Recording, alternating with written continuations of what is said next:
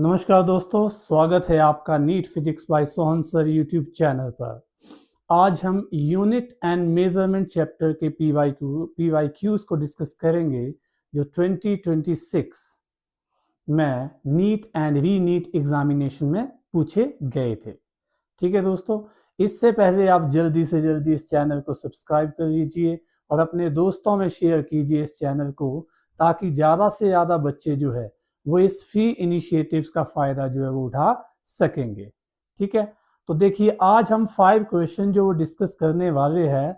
अब ये सिर्फ 5 क्वेश्चन ही नहीं है, आप इनको 5 टॉपिक्स मान के चल सकते हो, जिसको आप कंप्रीहेंसिव वे में जो वो डिस्कस करेंगे यहाँ पे। ठीक है दोस्तों, तो स्टार्ट करते हैं हम। फर्स्ट क्वेश्चन जो है वो है आपको पूछा गया है कि आपने अर्थ और सन के बीच में डिस्टेंस निकालनी है। अब ये तो आपको पता है कि वो होती है 1.5 इंटू 10⁻11 मीटर। ठीक है, लेकिन यहाँ पे कंडीशंस को चेंज किया गया है। आपसे पूछा गया है कि आपने सपोज करो, आपको बोला है कि ये आपका सन है, ये आपकी अर्थ है। सन से अर्थ तक लाइट जो है वो रीच आउट करने में लेती है 6 मिनट्स एंड 40 सेकेंड। ये टाइम दिया गया है। अगर लाइट जो है वो सन से अर्थ तक पहुंचने के लिए 6 मिनट एंड 40 सेकेंड लेती है। ठीक है, और दूसरी कंडीशन बोली है कि वेलोसिटी ऑफ लाइट जो है वो आप 1 यूनिट मानोगे। ये चेंज किया गया है। अदरवाइज हम वेलोसिटी ऑफ लाइट कितनी लेते थे? 3 इंटू 10⁻8 मीटर पर सेकेंड। ये कंडीशन चेंज कर दी है।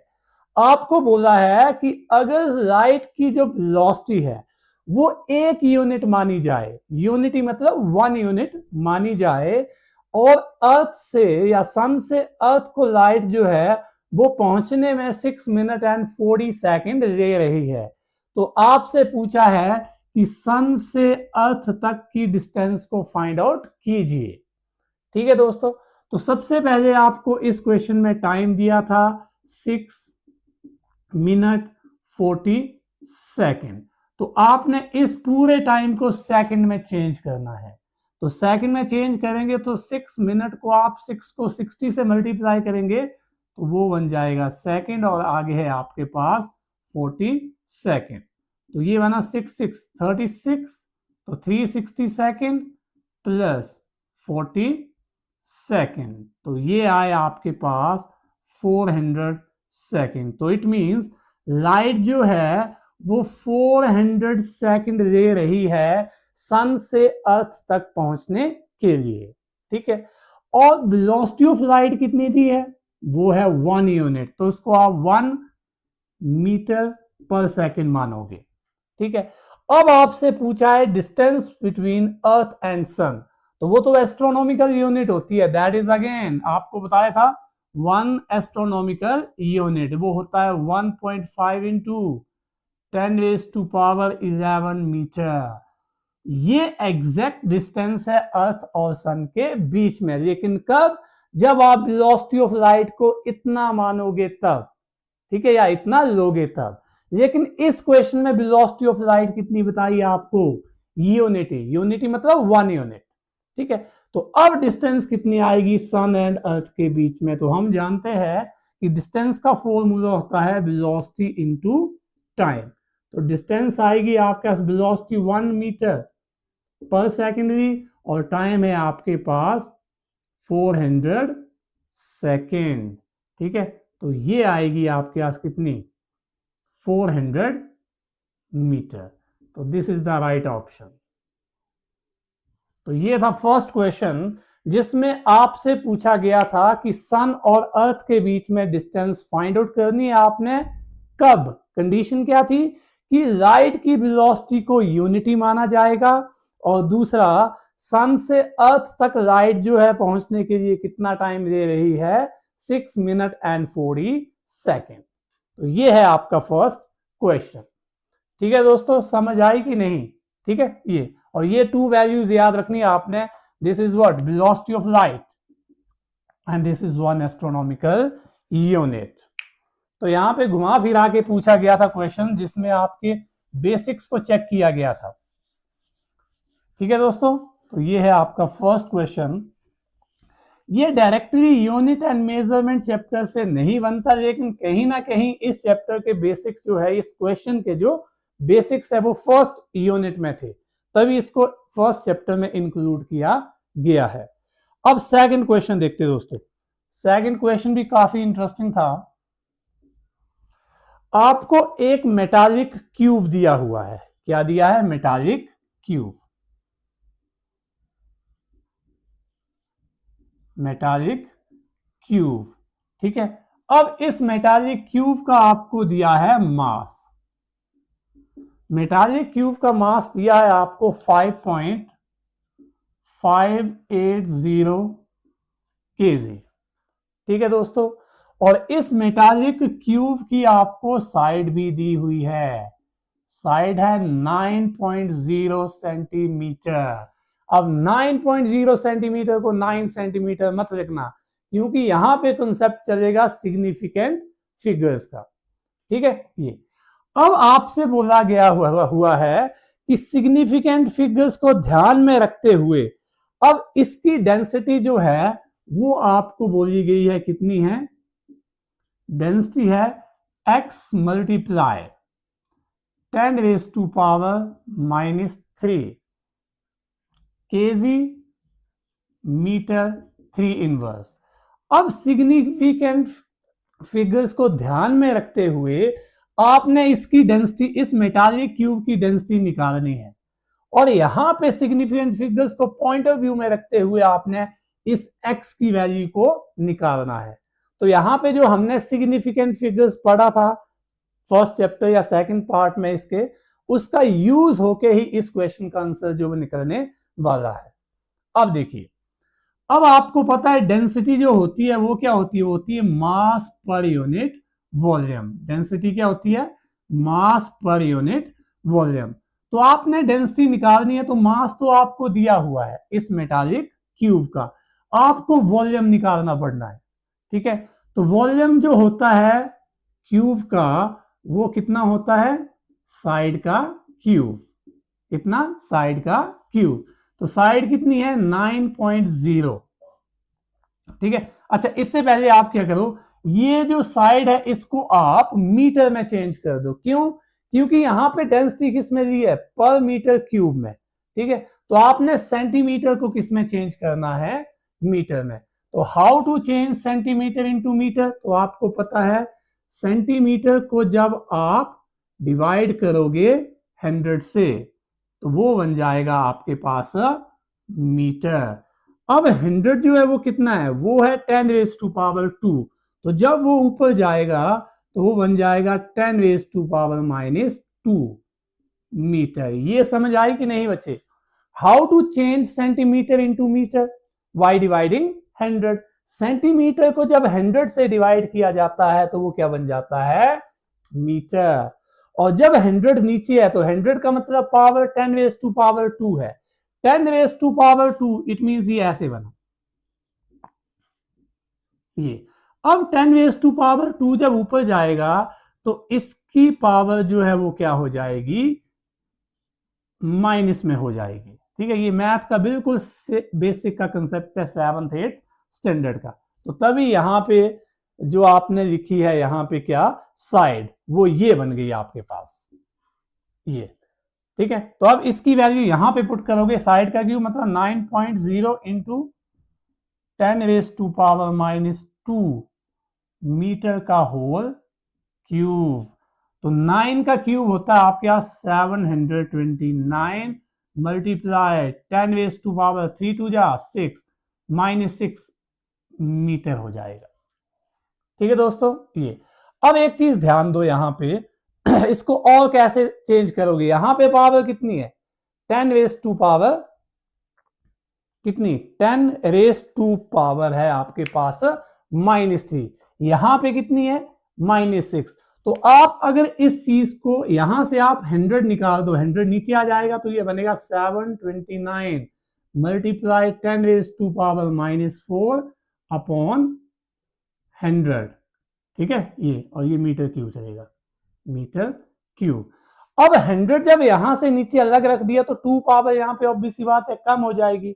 जब 100 से इसको डिवाइड करोगे तो ये आएगा 7.29 मल्टीप्लाई 10⁻⁴ मीटर क्यूब या क्यूबिक मीटर। तो ये आ गया आपके पास क्या, this is volume of metallic cube. ठीक है, अब आते हैं हम डेंसिटी पे। अब हम क्या निकालेंगे, इसकी डेंसिटी। तो डेंसिटी का फॉर्मूला, डेंसिटी को रो से लिखते हैं, फॉर्मूला होता है मास पर यूनिट वॉल्यूम। तो मास कितना दिया है 5.580 केजी अपॉन वॉल्यूम कितना निकला 7.29 इंटू 10⁻⁴ मीटर क्यूब।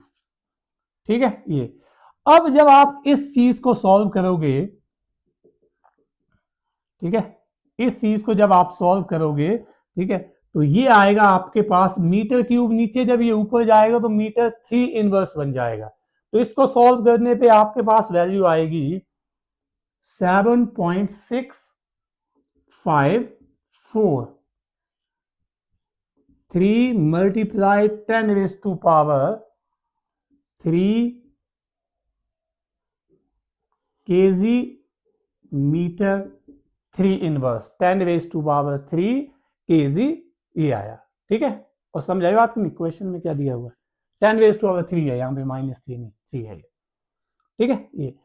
तो अब ये वैल्यू है, ये आई डेंसिटी। अब ध्यान दो, जो बेसिक्स में हमने पढ़ा था x की जगह ये वैल्यू नहीं आ रही है।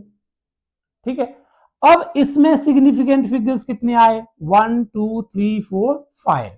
अब सिग्निफिकेंट का रूल लगाओ यहां पे, जब भी 2 वैल्यूज को मल्टीप्लाई किया जाता है, जब भी 2 वैल्यूज को मल्टीप्लाई किया जाता है तो जो रिजल्ट आएगा उसमें कितने सिग्निफिकेंट फिगर होने चाहिए, जितने उस वैल्यू में है जिसका कम सिग्निफिकेंट फिगर है। तो यहां पे सिग्निफिकेंट फिगर्स कितने थे 4, यहां पे सिग्निफिकेंट फिगर कितने थे 2। तो इट मींस आंसर में भी 2 ही सिग्निफिकेंट फिगर्स आने चाहिए थे, और यहां पे कितने हैं 5। तो इस चीज को आपने चेंज करना है, तो आप यहां तक लोगे। लेकिन अगर 5 है तो 5 को करोगे तो ये बनेगा, 5 को यहां तक आपने लेफ्ट कर दिया तो ये आएगा 7.7 इंटू 10⁻³ केजी मीटर 3 इनवर्स। तो ये देखो, तो x की जगह वैल्यू क्या आई 7.7। ठीक है, तो यहां पे x की वैल्यू जो है वो आएगी आपके पास 7.7। देखो 7.6 ऑप्शन होता वो भी ठीक था। ठीक है, अब बात आई कहीं इनको तो सिग्निफिकेंट फिगर में कौन नहीं करते, तो मैंने बताया हुआ है कि जब साइंटिफिक नोटेशन में जो कोफिशिएंट होता है उसकी वैल्यू से ही सिग्निफिकेंट फिगर्स जो है वो बनते हैं। तो इसलिए अब देखो, इस वैल्यू को मॉडिफाई करके लिखा आपने, सिग्निफिकेंट का रूल लगाया, तो ये 7.7 लिया। 7.7 क्यों लिया, क्योंकि इन 2 क्वांटिटी को डिवाइड करके आया है। ठीक है, तो इन 2 क्वांटिटी को डिवाइड करके जब आया तो कम सिग्निफिकेंट फिगर किसके पास है 9.0 के पास, कितने 2। तो आपके आंसर में भी 2 ही सिग्निफिकेंट फिगर्स होने चाहिए थे, इसलिए इन डिजिट्स को आपने छोड़ दिया है। ठीक है दोस्तों, तो ये था आपके पास क्वेश्चन नंबर 2, जिसमें एक मेटालिक क्यूब दिया है, उसकी साइड दी है, उसका मास दिया है, आपने उसकी क्या निकालनी है डेंसिटी। और डेंसिटी भी कैसे निकालनी है, सिंपल नहीं, सिग्निफिकेंट फिगर्स को पॉइंट ऑफ व्यू में रखते हुए। जहां पे सिग्निफिकेंट फिगर्स का क्या है रूल लगेगा कि 2 वैल्यूज को जब आप डिवाइड या मल्टीप्लाई करते हो तो रिजल्ट में कितने सिग्निफिकेंट फिगर्स आते हैं, जितने कम वैल्यू में सिग्निफिकेंट फिगर्स थे उतने सिग्निफिकेंट फिगर्स आंसर में आने चाहिए। ठीक है दोस्तों, तो ये 2 क्वेश्चन हो गए। अब चलते हम तीसरे क्वेश्चन में। तीसरा और चौथा क्वेश्चन जो है ये वर्नियर कैलिपर जो इंस्ट्रूमेंट्स होता है उस पे बेस्ड है। ठीक है, तो थर्ड क्वेश्चन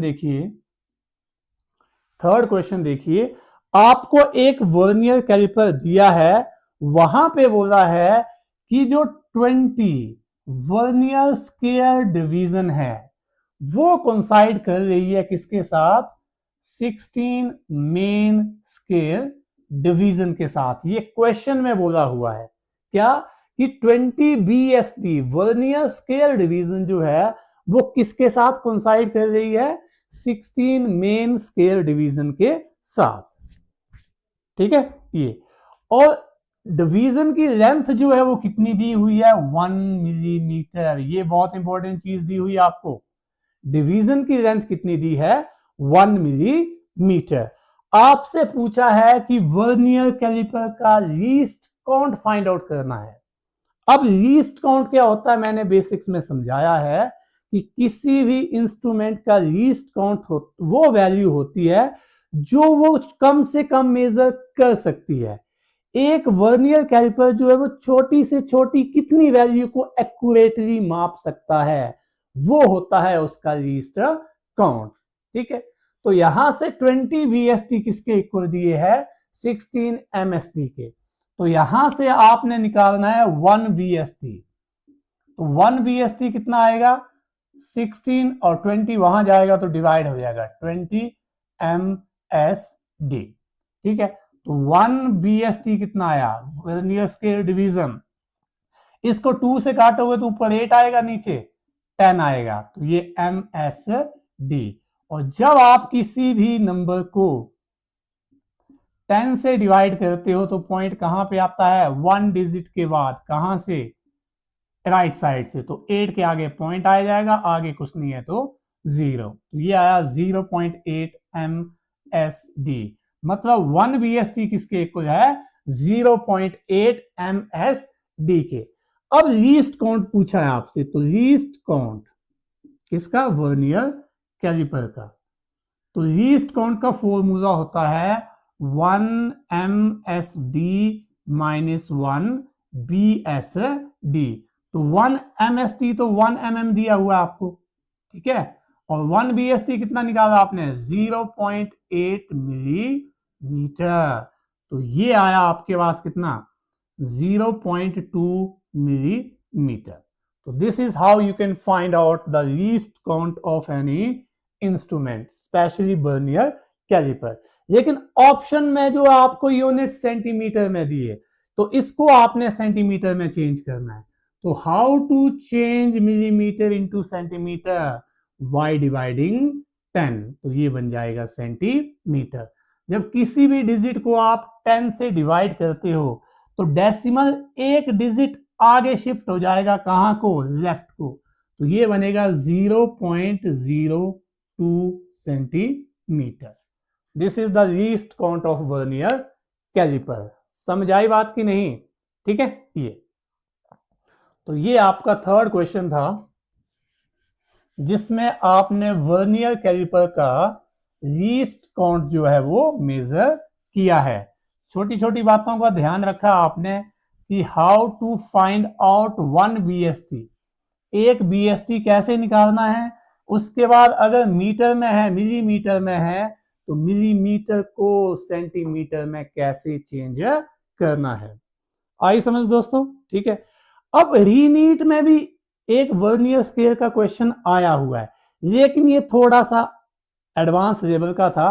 बेसिक्स तो इसी क्वेश्चन के ही रहेंगे, थोड़ा सा आगे जाएंगे हम, ठीक है ये। तो रीनीट, ये फोर्थ क्वेश्चन है हमारा। रीनीट में जो क्वेश्चन आया वहां पे क्या बोला है कि एक वर्नियर, वहां पे 10 वर्नियर डिवीजन है।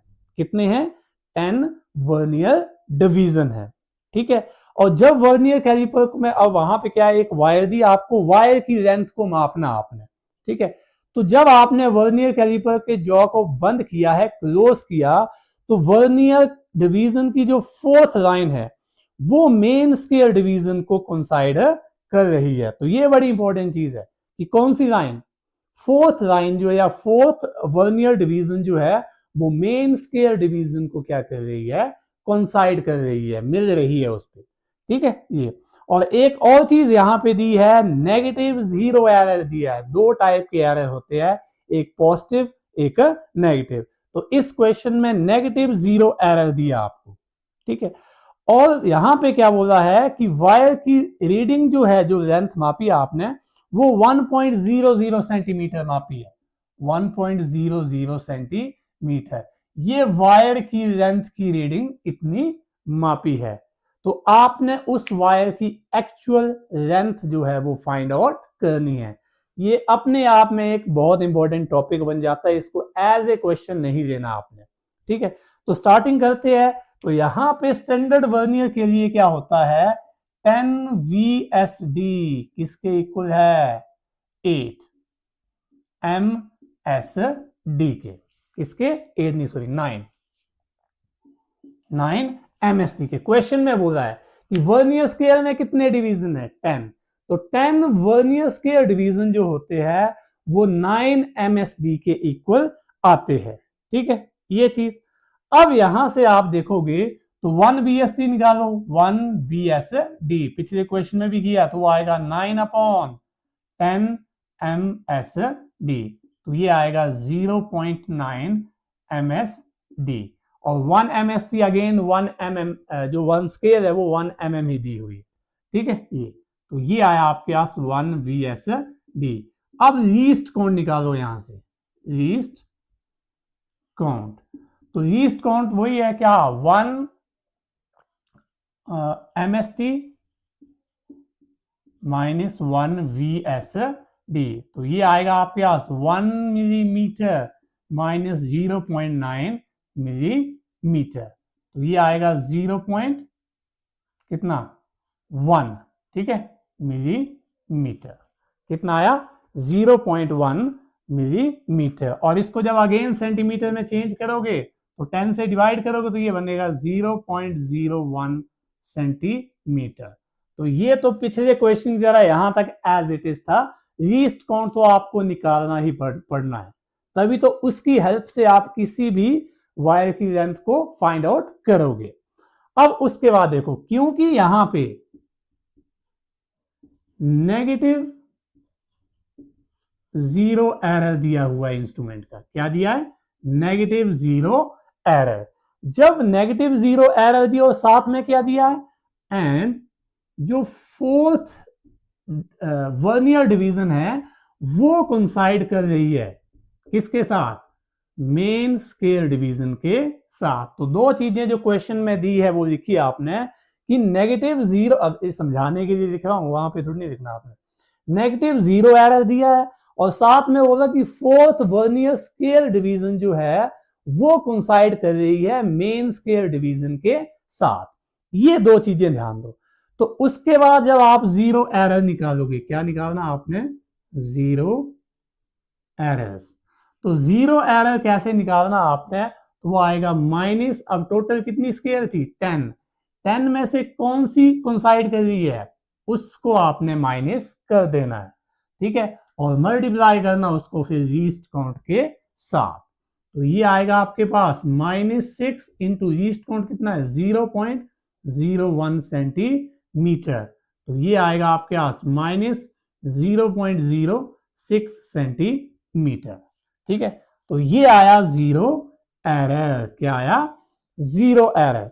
अब देखो, अब इस चीज को आपने करेक्ट करना है।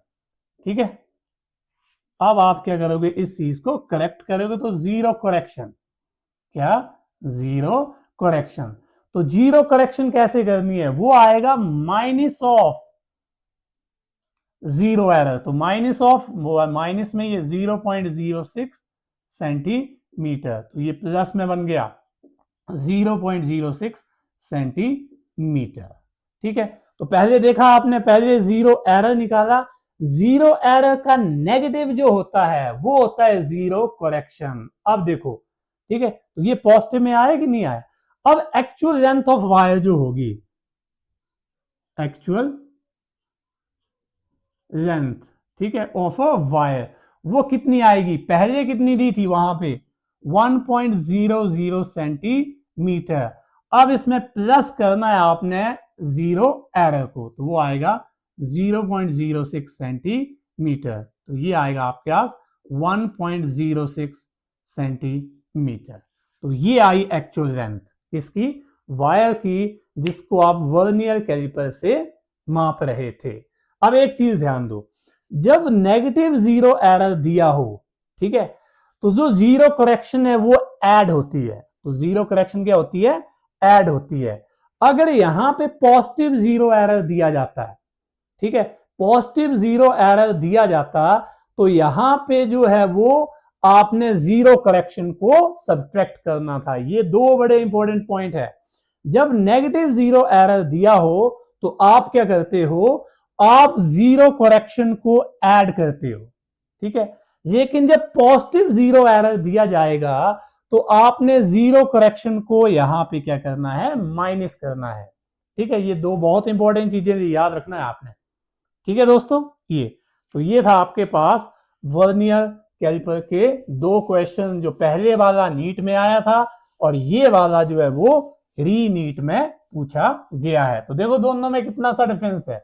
बेसिक्स दोनों के सेम ही है, एक में लीस्ट काउंट तक क्वेश्चन को पूछा गया है और दूसरा ज्यादा से ज्यादा यही होगा कि आपको एक वायर या कोई और डायमेंशन दिया होगा, ठीक है, उसकी लेंथ को आपने जो फाइंड आउट करना है। तो उसके लिए आपको लीस्ट काउंट तो निकालना ही पड़ना है, ठीक है दोस्तों। ये उसके बाद नेक्स्ट जो फिफ्थ क्वेश्चन था, ये जो है वो थोड़ा सा क्या बोल सकते हैं, इसको हटके है, क्योंकि इसमें ना डायमेंशनल फॉर्मूला पूछा हुआ है। क्या पूछा हुआ है? डायमेंशनल फॉर्मूला, ठीक है। अब डायमेंशनल फॉर्मूला किसका पूछा है? देखो कितना अपने आप में ये बहुत बड़ा क्वेश्चन है। देखो ये क्या है? ये है स्टीफन बोल्ट्जमैन कांस्टेंट, ठीक है। और ये क्या है? ये बोल्ट्जमैन कांस्टेंट है, बोल्ट्जमैन कांस्टेंट है। एंड ये क्या है? ये है वेन डिस्प्लेसमेंट कांस्टेंट, ठीक है, वेन्स डिस्प्लेसमेंट कांस्टेंट। अब इनको आपस में मल्टीप्लाई किया, अलग अलग डायमेंशन और फॉर्मूले नहीं पूछे आपसे, आपसे इन सभी चीजों को मल्टीप्लाई करके जो डायमेंशनल फॉर्मूला बनेगा वो पूछा हुआ है आपसे। आई समझ? ठीक है। ये अब इसके लिए आप क्या करोगे? 27, ठीक है। ये तो पहले आप इस चीज को देखो, क्या ये है आपके पास स्टीफन बोल्ट्जमैन कांस्टेंट, या स्टीफन कांस्टेंट भी बोल सकते हैं आप इसको, ठीक है। अब इसको आप कैसे निकालोगे? इसको करने के दो तरीके हैं। एक तो मैं क्या करता हूं, पहले इसके बारे में आपको थोड़ा बता देता हूं, ठीक है। पहले आएगा आपके पास स्टीफन बोल्ट्जमैन लॉ। ये क्या बताता है? ठीक है, जब भी एक ब्लैक बॉडी होगी, ठीक है, अब आपको पता है ब्लैक बॉडी रेडिएशन को एमिट करती है, पता है ना, ब्लैक बॉडी क्या करती है? रेडिएशन को एमिट करती है। तो अगर ये ब्लैक बॉडी है तो ये रेडिएशन को क्या करेगी? एमिट करेगी, ठीक है। अब ये रेडिएशन को एमिट कर रही है, इसका कुछ ना कुछ टेम्परेचर है, तभी तो ये रेडिएशन को एमिट कर रही है। तो स्टीफन्स लॉ बोलता है कि ये जो ब्लैक बॉडी है वो पर सेकंड, एक सेकंड में कितनी रेडिएंट एनर्जी एमिट करेगा, वो किस पे डिपेंड करता है? ये जो ब्लैक बॉडी है इसके टेम्परेचर की जो फोर्थ पावर है इसके डायरेक्टली प्रोपोर्शनल होता है। समझ आई बात? क्या बोल रहा है स्टीफन्स लॉ? कि ब्लैक बॉडी है एक, ठीक है, वो रेडिएशन को रेडिएंट एमिट करती, रेडिएशन एनर्जी एमिट करती है। तो कितना एमिट करेगी एक सेकंड में, वो डिपेंड करता है इस ब्लैक बॉडी के टेम्परेचर की फोर्थ पावर के डायरेक्टली प्रोपोर्शनल होता है। तो ये है आपके पास स्टीफन्स लॉ या स्टीफन बोल्ट्जमैन लॉ, ठीक है। तो जब आप साइन ऑफ प्रोपोर्शनलिटी को हटाओगे तो एक कांस्टेंट इंट्रोड्यूस करेंगे, यही है स्टीफन बोल्ट्जमैन कांस्टेंट, और आगे T⁴। और T क्या है यहाँ पे? T जो वो एब्सोल्यूट टेम्परेचर है जिसको केल्विन में लिया जाएगा। टेम्परेचर यहाँ पे हमेशा केल्विन में ही लेना है बॉडी का। आई समझ? ठीक है। तो स्टीफन लॉ क्या बोलता है कि एक ब्लैक बॉडी रेडिएशन, एक ब्लैक बॉडी है, वो पर सेकंड कितनी रेडिएंट एनर्जी एमिट करेगा, वो इस बॉडी का जो एब्सोल्यूट टेम्परेचर है उसकी फोर्थ पावर के डायरेक्टली प्रोपोर्शनल होती है। ये याद रखना आपने बस। आई समझ? ठीक है। ये अब इसको और थोड़ा सा मॉडिफाई करोगे आप, अगर इसको मॉडिफाई करना चाहते हो आप, तो देखो ई क्या यहां पे एनर्जी है per unit time per unit area. तो अगर आप इसको पावर में चेंज करोगे तो ये आएगा P इक्वल टू, क्योंकि इसके नीचे A भी आएगा, ठीक है, तो A वहां चला जाएगा, E को मैं P अपॉन A लिख सकता हूं, ये P upon A, A is the area of black, surface area of black body, ठीक है। तो ये आएगा सिग्मा एस टी की पावर 4, तो P आएगा आपके पास सिग्मा एस आगे A एंड T की पावर 4। तो ये आई पावर जो एमिट करेगी, ठीक है, एनर्जी को पावर की फॉर्म में लिया गया। अब यहां से सिग्मा एस निकालो, तो सिग्मा एस कितना आएगा, P ऊपर आएगा अपॉन A नीचे और T की पावर 4 भी नीचे। तो इस फॉर्मूले का यूज करके आप इसके डायमेंशनल फॉर्मूले जो वो निकाल सकते हो। आई समझ बात? ठीक है, तो निकालें। तो P क्या यहां पे, P है पावर, तो पावर का डायमेंशनल फॉर्मूला होता है आपके पास ML2 एंड T माइनस 3, ठीक है, ये अपॉन ए एरिया है, तो एरिया के डायमेंशन तो L स्क्वायर ही होंगे, और T क्या है, टेम्परेचर, टेम्परेचर किस में आता है, केल्विन में, तो ये आएगा K की पावर 4। ये देखो, ठीक है दोस्तों। अब क्या होगा, M तो एज इट इज आ जाएगा, L स्क्वायर यहां है, L स्क्वायर यहां, तो इससे ये दोनों डायमेंशन कट जाएंगे, ठीक है, तो L नहीं आएगा। उसके बाद T, तो T माइनस 3 ही रहेगा, ठीक है, और K की पावर 4 जब ऊपर जाएगा तो ये बन जाएगा K की पावर माइनस 4। तो ये डायमेंशनल फॉर्मूला आया किसका, ठीक है, sigma S, Stefan Boltzmann constant का। आई समझ बात? इतना नोट कर लो ये चीज, ठीक है दोस्तों। ये सेकंड कांस्टेंट है आपके पास बोल्ट्जमैन कांस्टेंट, ठीक है, बोल्ट्जमैन कांस्टेंट, ठीक है। ये देखिए, ये जो बोल्ट्जमैन कांस्टेंट है ये क्या है, ये एक फंडामेंटल फिजिकल कांस्टेंट है, जो क्या करता है, जो आपको बताता है कि अगर कोई बॉडी जो है वो एनर्जी, उसमें कितनी एनर्जी है, तो उसका कुछ ना कुछ टेम्परेचर भी होगा। तो एक बॉडी या एक पार्टिकल की एनर्जी का रिलेशनशिप बताएगा उसके टेम्परेचर के साथ, उसके टेम्परेचर के साथ। इसको K से लिखते हैं, तो इसका फॉर्मूला होता है आपके पास energy of particle upon temperature of a particle, ठीक है। ये तो अब आप डायमेंशनल फॉर्मूले निकालोगे, तो देखो एनर्जी, एनर्जी का फॉर्मूला M आगे L square and T minus कितना आएगा 2 अपॉन टेम्परेचर के क्या आएंगे, केल्विन, ये आएगा, ठीक है। तो केल्विन जब ऊपर जाएगा तो ये बन जाएगा आपके पास M L square T minus 2 and kelvin inverse. तो ये डायमेंशनल फॉर्मूला आया किसका, बोल्ट्जमैन कांस्टेंट K का या KB का। आई समझ? ठीक है। ये उसका तीसरा देखते हैं हम,